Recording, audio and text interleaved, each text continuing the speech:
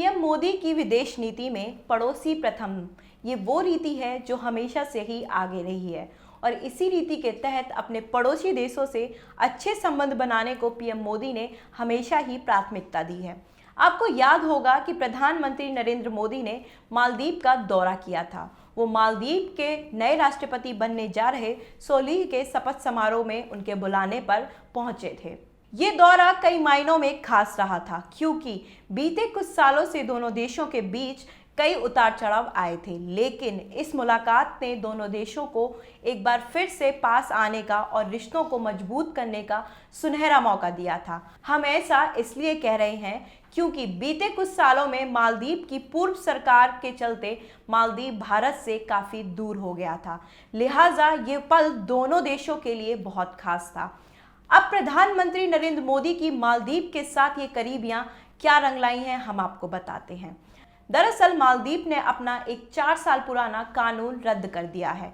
इस कानून में विदेशियों द्वारा मालदीव में संपत्ति खरीदने का रास्ता साफ था और रद्द करने के कारण में मालदीव सरकार ने कहा है कि ये कानून इसलिए रद्द किया गया है क्योंकि इससे मालदीव को नुकसान हो रहा था। पर इस कानून को रद्द करके मालदीव ने चीन को एक बहुत बड़ा झटका दिया है।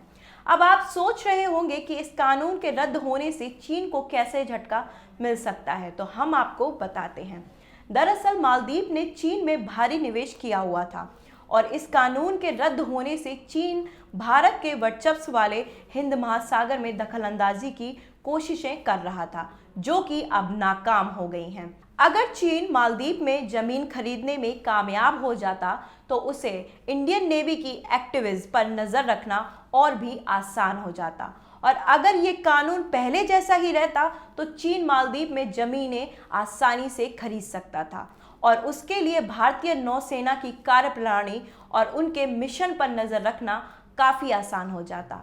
आप यहाँ ये भी जान लीजिए कि मालदीव दुनिया की सबसे व्यस्ततम शिपिंग लेन्स में से एक के नज़दीक है और इसे प्रभाव में लेने के लिए भारत ही नहीं चीन के बीच में भी काफ़ी होड़ लगी रहती है।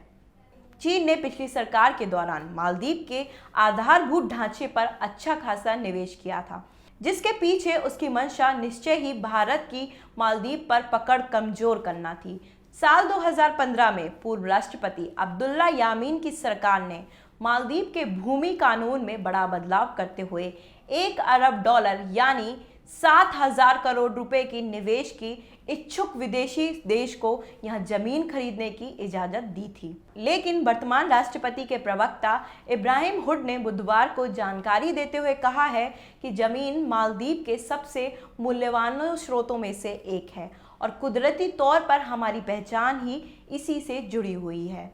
तो ये थी वो खबर जो चीन के लिए तो एक बहुत बड़ा झटका है, लेकिन भारत के लिए एक बहुत ही खुशी की खबर है। लेकिन शायद ये हमारी विदेशी कूटनीति का फल है जो भारतीयों को मिला है। अगर आप हमें फेसबुक पर देख रहे हैं तो लाइक करें, सी फर्स्ट करें, यूट्यूब पर देख रहे हैं तो सब्सक्राइब करें, बेल आइकन दबाएं और हमसे जुड़ी सारी नोटिफिकेशन तुरंत पाएं।